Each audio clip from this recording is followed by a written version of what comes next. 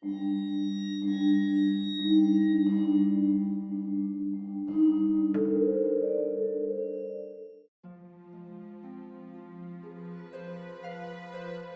noticia del embarazo de la Chilindrina no fue recibida con alegría, sino con un silencio sepulcral en la vecindad.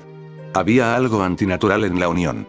Kiko y la Chilindrina, atrapados en una adultez inmadura y resentida, habían buscado consuelo el uno en el otro tras la muerte de sus respectivos padres. No era amor, era una forma de no estar solos en el vacío que dejaron don Ramón y doña Florinda. Desde los primeros meses, la Chilindrina sintió que algo no iba bien. El feto no se movía con la vitalidad de un niño sano. Se sentía como un peso inerte, una piedra de carne que drenaba sus fuerzas. Kiko, por su parte, intentaba mantener la fachada de su antigua arrogancia, pero sus ojos reflejaban un terror primario. El dinero que quedaba de la herencia de su madre se esfumaba en consultas médicas que no daban respuestas claras. La vecindad, ya medio en ruinas, parecía observar la barriga de la Chilindrina como un mal presagio. El día del nacimiento fue una noche de tormenta eléctrica que hizo colapsar el viejo sistema eléctrico de la colonia. Sin luz y con las calles inundadas, el parto tuvo que realizarse en la vivienda número 72, en la misma cama donde don Ramón había pasado sus últimas horas. El profesor Girafales, envejecido y tembloroso, ayudó como pudo, pero el horror que presenció lo dejaría mudo para siempre. Cuando el bebé finalmente emergió, no hubo el llanto vigoroso que se espera de un recién nacido. Solo se escuchó un quejido húmedo, como el de una lija rozando cuero viejo. Bajo la luz vacilante de las velas, vieron que la piel del niño era translúcida en algunas zonas y, en otras, simplemente se desprendía al contacto con el aire. El roce de las sábanas de algodón, por suaves que fueran, causaba ampollas instantáneas que estallaban en un fluido sanguinolento.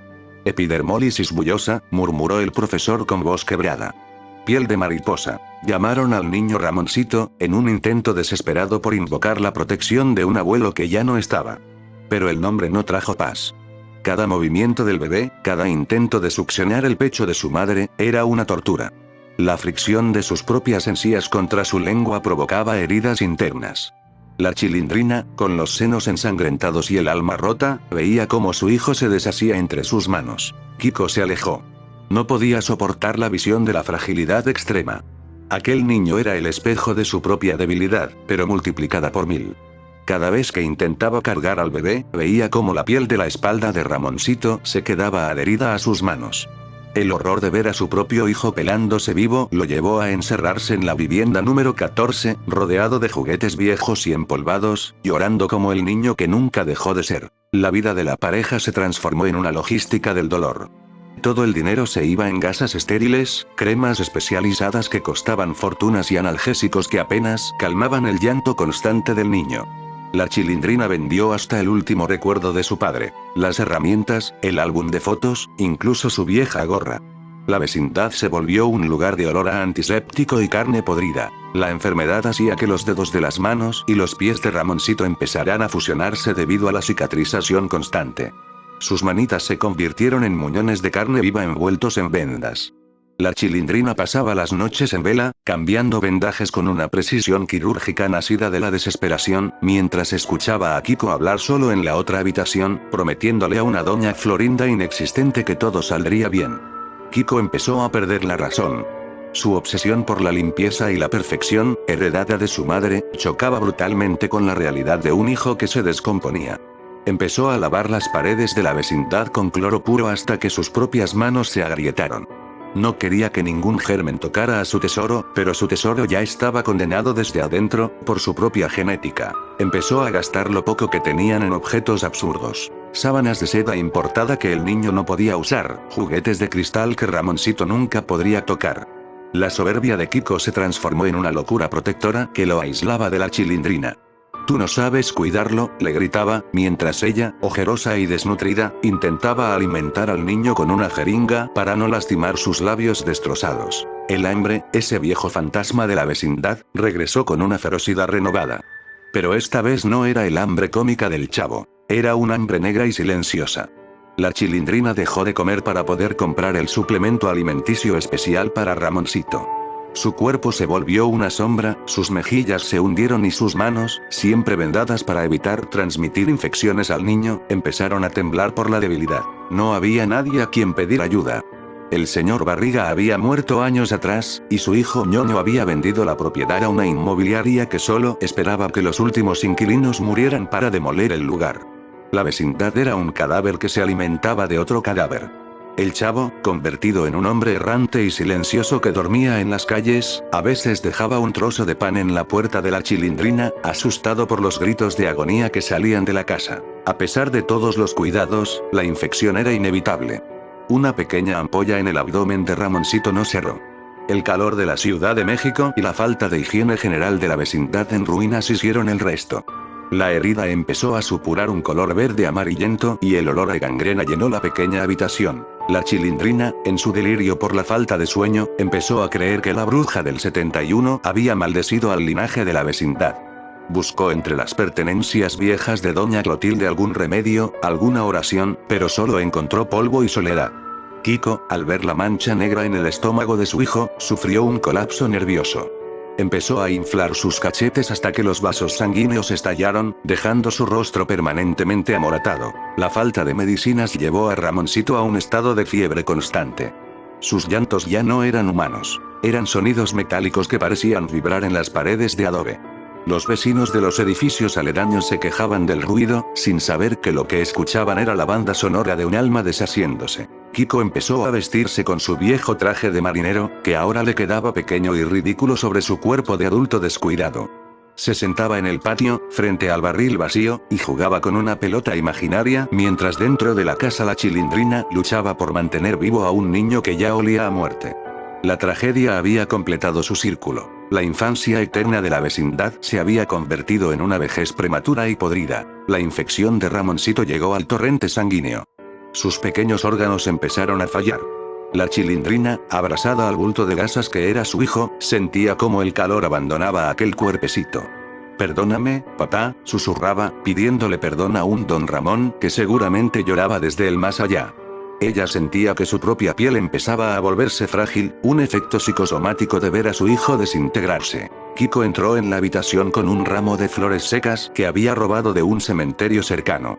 «Mira, mami, le traje flores al niño», dijo con una voz infantil que puso los pelos de punta a la Chilindrina. Él ya no estaba ahí. Su mente se había fracturado para protegerse del horror. Para él, Ramoncito era solo un muñeco roto que su madre, doña Florinda, arreglaría en cualquier momento. Cada mañana, la Chilindrina debía realizar el ritual más doloroso: cambiar los vendajes que se habían pegado a la carne viva durante la noche. Para Ramoncito, esto significaba el desprendimiento de nuevas capas de piel. Los gritos del bebé se escuchaban hasta la calle, un sonido agudo que hacía que los transeúntes aceleraran el paso. La Chilindrina usaba aceite mineral para intentar despegar las gasas, pero era inútil. El niño terminaba siempre en carne viva, un bulto rojo y húmedo que tiritaba de dolor y frío. Sus ojos, siempre inyectados en sangre por las ampollas en las córneas, buscaban un alivio que su madre no podía darle. Kiko miraba desde la puerta, masticando sus propios dedos hasta sangrar, incapaz de ofrecer consuelo o ayuda. Con el olor a carne expuesta y la descomposición de los tejidos, las moscas empezaron a sitiar la vivienda 72. La Chilindrina instaló mosquiteros improvisados con cortinas viejas, pero los insectos encontraban cualquier rendija. El terror de que una mosca depositara huevos en las heridas abiertas del niño se convirtió en la nueva obsesión de la Chilindrina. Pasaba las horas abanicando el cuerpo de Ramoncito, golpeando el aire con una desesperación maníaca. Kiko, en su locura, empezó a atrapar moscas y a arrancarle las alas, diciendo que así ya no podrían lastimar al nene. La vecindad se había convertido en un ecosistema de putrefacción y demencia, donde la vida solo servía para alimentar a la muerte. El profesor Girafales, el único que visitaba la vecindad de vez en cuando para llevar algunos víveres, dejó de ir. Se dice que después de ver a Ramoncito sin piel por primera vez, sufrió un derrame cerebral. En sus últimas palabras incoherentes en el hospital, solo repetía: «El libro de anatomía se ha vuelto real, y no tiene portada». Sin el apoyo del profesor, la Chilindrina y Kiko quedaron totalmente aislados. La inmobiliaria cortó el suministro de gas. Empezaron a quemar muebles para calentar el agua necesaria para limpiar al niño. El humo negro salía por las ventanas, dándole a la vecindad el aspecto de un crematorio abandonado. Hubo una semana en la que Ramoncito pareció mejorar. Las ampollas se secaron un poco y el niño pudo dormir 3 horas seguidas. La Chilindrina lloró de esperanza, creyendo en un milagro. Kiko incluso salió al patio a bailar un pequeño vals con una escoba vieja, celebrando la recuperación de su heredero. Pero fue solo el silencio antes de la tormenta final. La enfermedad de piel de mariposa no da tregua, solo se retrae para atacar con más fuerza. Al octavo día, una ampolla gigante cubrió toda la espalda del niño, y al romperse, reveló el tejido muscular subyacente. La esperanza fue el golpe más cruel de todos. Kiko dejó de escuchar los llantos. Su cerebro, saturado de dolor, simplemente apagó la capacidad de procesar el sonido.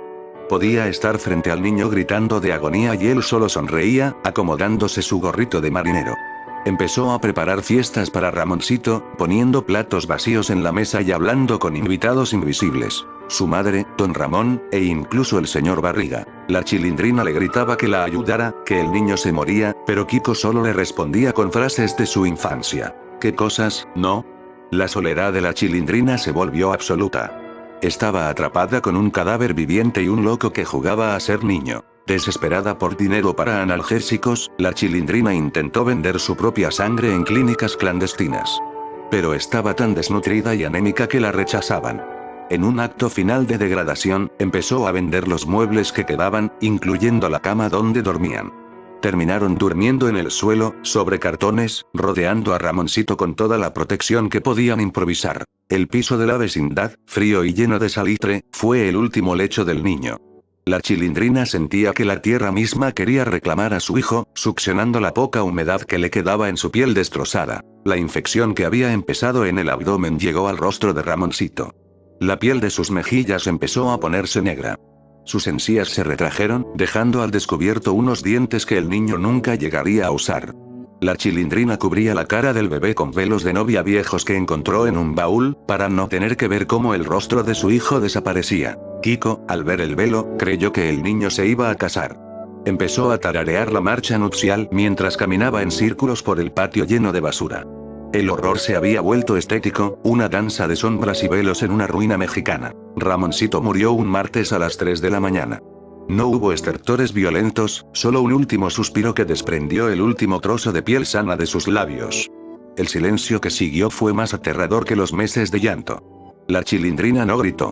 Se quedó sentada, meciendo el cadáver vendado, sintiendo cómo su propia identidad como madre se desvanecía junto con la vida del niño. Había gastado su vida, su salud y su cordura en mantener aquel frágil milagro de dolor. Ahora que se había ido, no quedaba nada. Miró a Kiko, que intentaba ponerle un gorro de marinero al cadáver, y sintió una náusea profunda.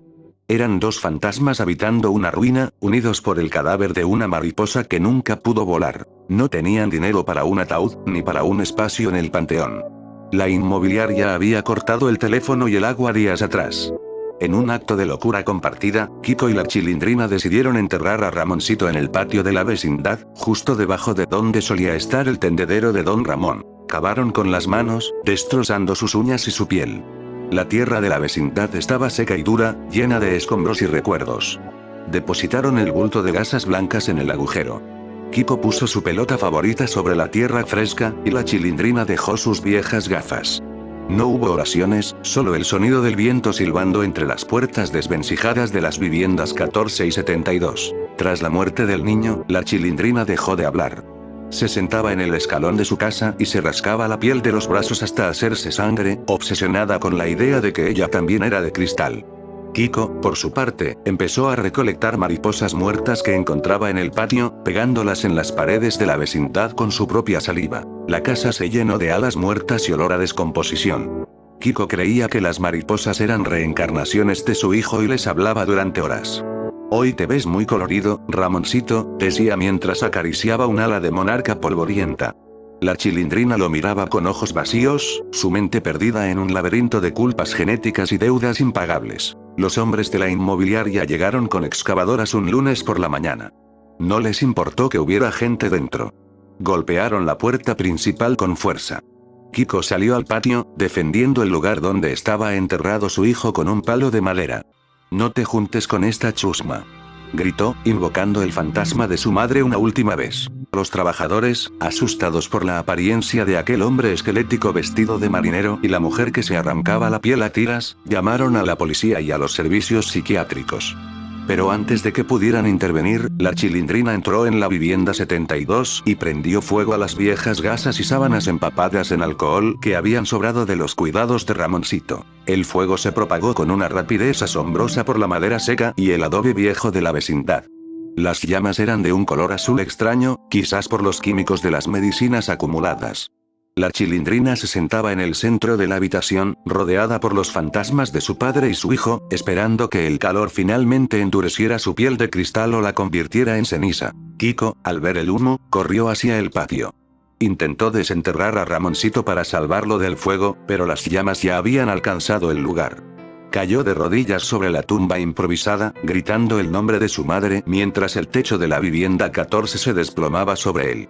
La vecindad, el escenario de tantas risas grabadas, se convirtió en una pira funeraria monumental. Días después del incendio, un hombre sucio y andrajoso fue visto merodeando las ruinas. Era el Chavo, ahora un anciano prematuro cuya mente nunca abandonó los 8 años.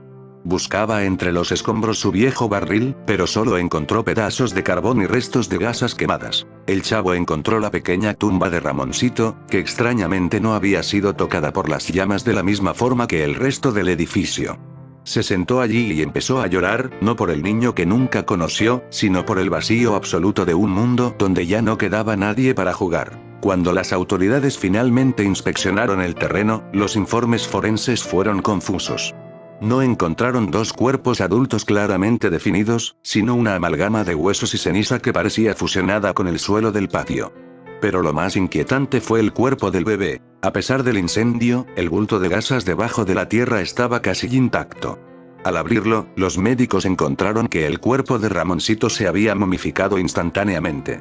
Su piel, antes frágil como el cristal, ahora era dura como la piedra. El dolor lo había petrificado para siempre. La inmobiliaria nunca pudo construir el complejo de apartamentos de lujo que planeaba. Cada vez que intentaban poner los cimientos, las máquinas fallaban. Los trabajadores informaban de una sensación de ardor en la piel, como si miles de pequeñas agujas los pincharan constantemente. Empezaron a circular rumores de que la vecindad no quería ser reemplazada. El espíritu de la Chilindrina, rascándose eternamente, y el de Kiko, llorando en la pared, se habían convertido en los nuevos dueños del terreno. El número 72 era ahora una zona prohibida. En el centro del terreno baldío, donde estaba la tumba de Ramoncito, empezaron a crecer unas flores extrañas. No tenían pétalos orgánicos, sino láminas delgadas de un material translúcido y cortante. Si alguien intentaba arrancarlas, las manos le sangraban de inmediato. Los vecinos las llamaban flores de mariposa. Eran el tributo de la tierra al niño que nació sin protección. Eran hermosas a la distancia, pero letales al tacto, igual que la vida de Ramoncito. En su lecho de muerte en el asilo, el profesor Girafales tuvo una última visión. Vio la vecindad reconstruida en un plano espiritual. Pero no era la vecindad feliz de los años 70. Era un lugar gris donde los niños no tenían piel y los adultos eran sombras de trapo. La pedagogía no sirve para el dolor puro, murmuró antes de expirar. Su muerte cerró el último vínculo con la era dorada de la vecindad, dejando solo el mito oscuro y la tragedia del heredero. Ñoño, convertido en un hombre de negocios cínico y obeso como su padre, regresó al terreno para intentar venderlo una última vez a un grupo de inversionistas extranjeros. Mientras caminaba por las ruinas, sintió un tirón en su pantalón. Miró hacia abajo y no vio a nadie, pero su pierna se llenó de ampollas instantáneas debajo de la tela de seda de su traje. Salió huyendo del lugar, gritando por su papá, dándose cuenta de que la avaricia no tiene poder sobre la maldición de la sangre. Por las noches, el viento que sopla entre los edificios cercanos a la antigua vecindad parece cantar una canción de cuna.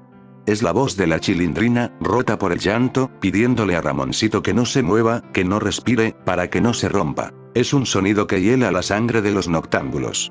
Es el recordatorio de que en esa esquina de la ciudad, el amor se convirtió en tortura y la maternidad en un acto de resistencia desesperada contra la biología. La historia de Ramoncito terminó donde terminan todas las tragedias. En el olvido de los hombres, pero en la memoria de la tierra. La vecindad ya no existe, pero la fragilidad que dejó atrás es eterna. Porque en un mundo de cristal, cualquier caricia puede ser una herida, y cualquier amor puede ser la causa de que alguien se deshaga entre tus manos. Se dice que en el aniversario de la muerte de Ramoncito, una sola mariposa blanca vuela sobre el terreno baldío. No se posa en ninguna parte, pues no hay nada lo suficientemente suave para sus alas. Vuela alto, escapando finalmente de la vecindad, de los vendajes, del cloro y del fuego. Es el alma del niño, que finalmente ha encontrado una piel que no duele. El aire puro del olvido. Atrás quedan los restos de una vecindad que quiso jugar a ser familia y terminó siendo un laboratorio del horror. La risa grabada se ha convertido en un eco de seda y sangre.